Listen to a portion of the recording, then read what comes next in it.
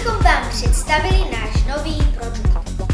Jedná se o program, který jsme nazvali Zauč ho. Zjednodušeně zážitkové učební hodiny.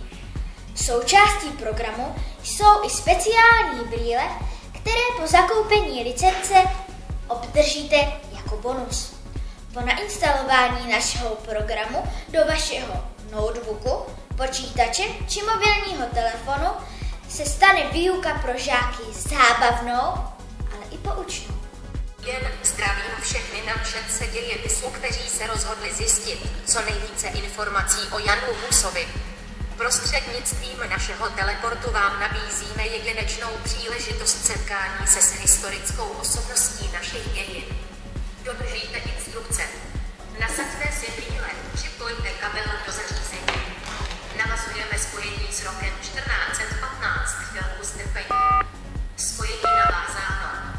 Uvolněte se a přejeme vám příjemný pobyt. Pocházím z Husince. Rád kážu v Betlémské kapli. Jsem proti prodávání odpustků. Nesouhlasím s názory církve. Nebojím se nikoho a ničeho.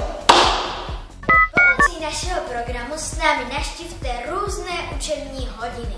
Ve výtvarné výchově si něco namalujte s Vincentem van Goghem. V matematice si započítáte s Albertem Einsteinem. A podojit kozu vám umožní Robinson Crusoe. Vincent van Gogh. Za celých 10 let jsem namaloval 900 maleb a 1100 kreseb. Nikdy mě za to neocenili. Můžete si mě zapamatovat tím, že jsem si uřezal své ucho. Tuto malbu, moji významnou, jsem nazval Slunečnice. Jmenuji se Albert Einstein. Narodil